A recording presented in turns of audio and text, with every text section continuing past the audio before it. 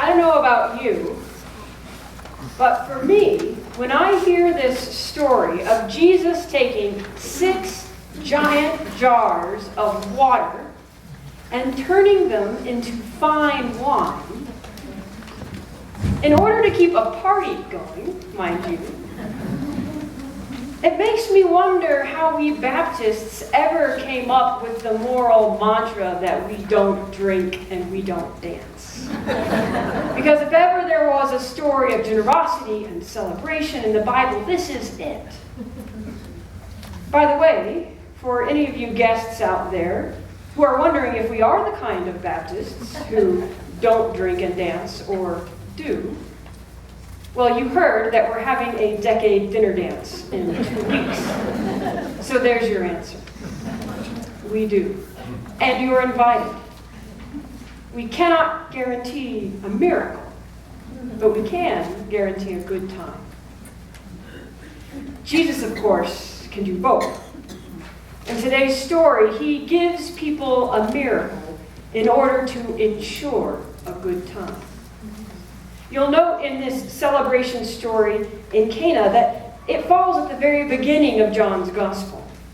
At the end of John's Gospel, he writes, "Now Jesus did many other signs in the presence of his disciples, which are not written about in this book, but these signs are written so that you may come to believe in him, and so that you may have life." From beginning to end, according to John, Jesus is fulfilling the promise of bringing life to all people. Believe it or not, it will be Advent in just a few weeks, and we'll hear the opening verses of John's Gospel. What has come into being in him was life, and the life was the light of all people. This is significant that this is how John begins his Gospel. It's significant that John's first miracle that he has Jesus performing is this wedding at Cana. And it's significant that it begins with 3 or 4 important words. Did you catch them? On the 3rd day, there was a wedding. Know of any other significant events in Jesus' life that happened on the 3rd day? Many scholars suggest that the 3rd day reference in John 2:1 is used as a symbolic representation of the resurrection, implying that the event that is about to be described is a 3rd day kind of happening, a rebirth of possibilities. It points to the fact that Jesus' entire ministry is a resurrection ministry, breathing new life into events and people and situations that are gasping for it. It is interesting that in this gospel, the first sign Jesus gives us that though he is one of us, he's a little bit beyond us, is a miracle. Not a miracle of physical healing for one person, not a miracle of feeding thousands and thousands of people. It's a miracle for his own extended family, if you will. There definitely would have been a good number of people at this wedding, but nothing compared to the crowds that would come to follow him later. In many ways, the over-the-top abundance of Jesus' miracle of celebration and generosity at this wedding is shown to those friends and family of Jesus from the Nazareth, Cana area. The ones he would have grown up with and worked with and worshipped with. His family and his temple family, or as we might say, his church family. Cana was about 7 miles away from Nazareth, Jesus' hometown. As those of us who traveled to the Holy Land learned from our guide, Jim Fleming, we know that it was probably a family wedding because Jesus' mother was in charge of the servants, a role of hospitality that would have been more appropriate for a relative than a friend.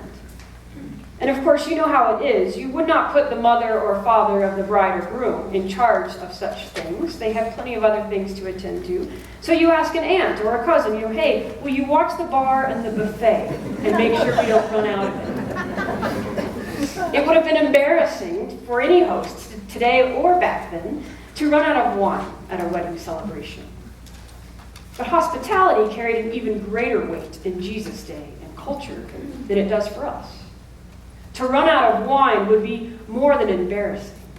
It would have been offensive to the guests, akin to asking them to leave or implying that there's some kind of ill will between hosts and guests.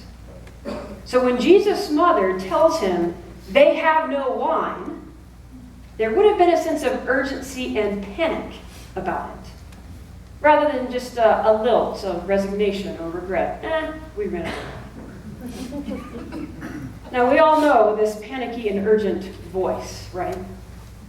We've been hearing it on our media as the presidential candidates of both parties work to convince us that everything in our country is wrong and nothing is right. The platform most candidates thrive on is one of urgency, right? And sure, there's truth somewhere between the real and the imagined, and hopefully it's there in the middle. But that urgency is inbred in our cultures. And maybe you've been hearing it at church, too. Maybe you felt the urgency and heard the panic in some of our voices around Calvary lately, saying, we have no money. Now, if there are times that my voice or others have sounded panicky, it's because of the weight that we feel to be fiscally responsible with all that has been entrusted to our watch care. But our intention is not panic. It's problem solving. Like Jesus' mother telling Jesus about the wine situation at the wedding, we've told you as transparently as we can about the financial situation at your church.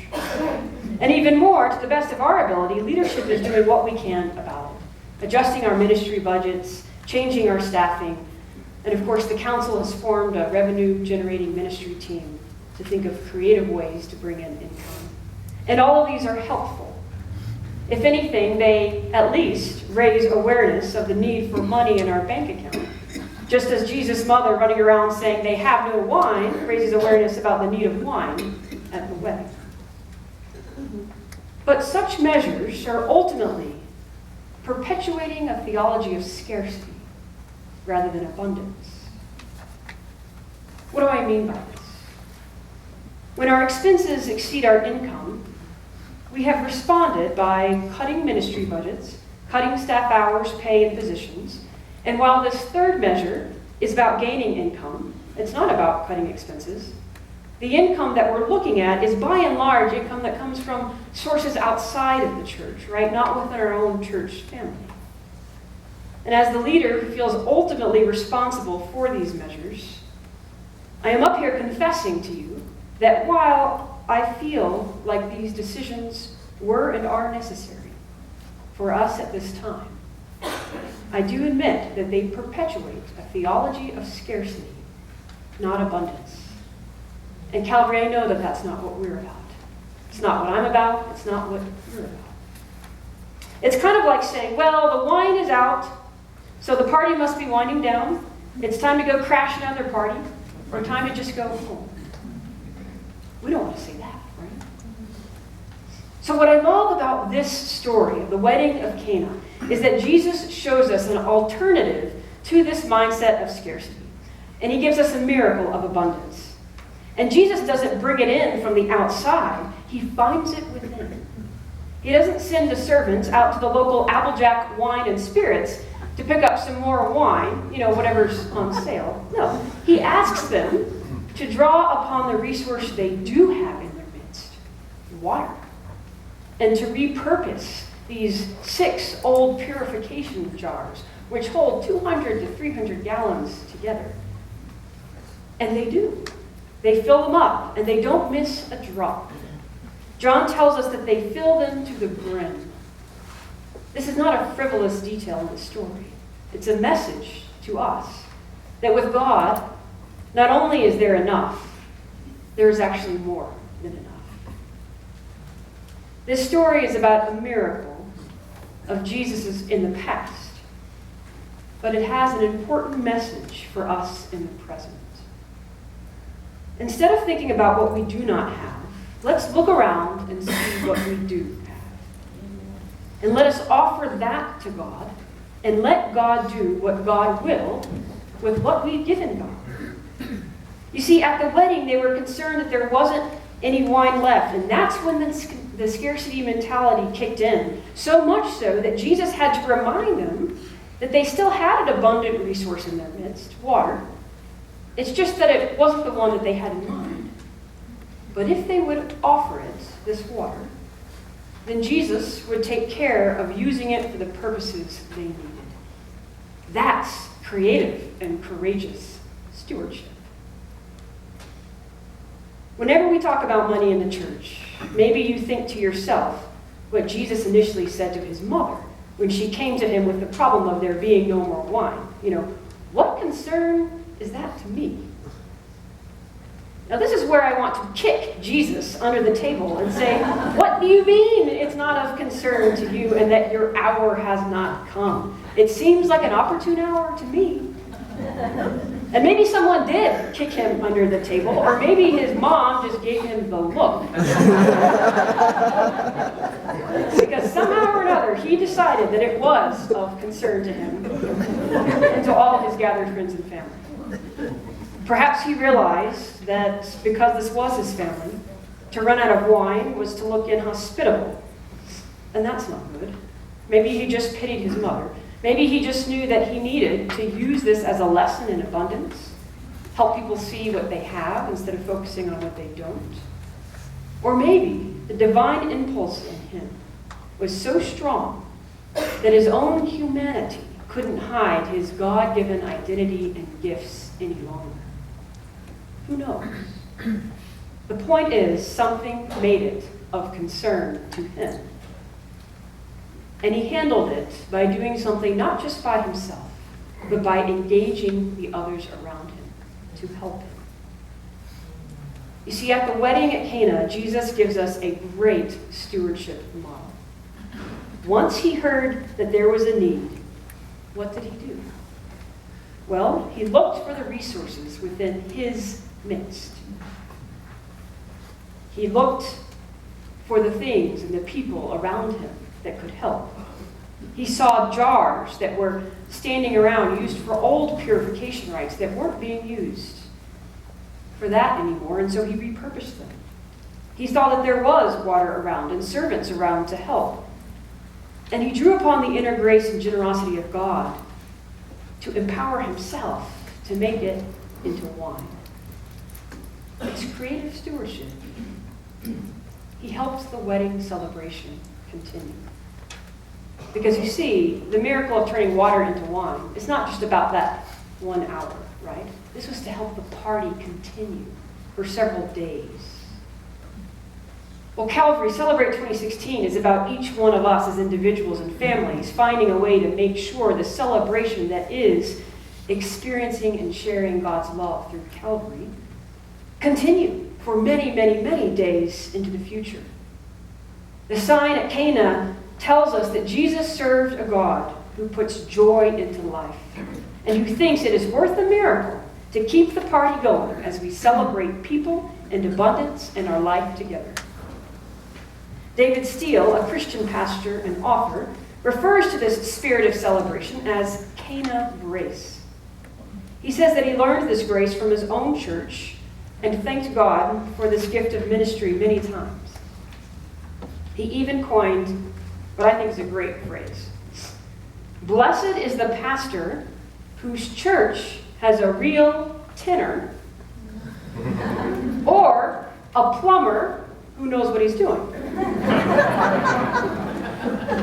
But doubly blessed is the pastor whose congregation knows Cana grace.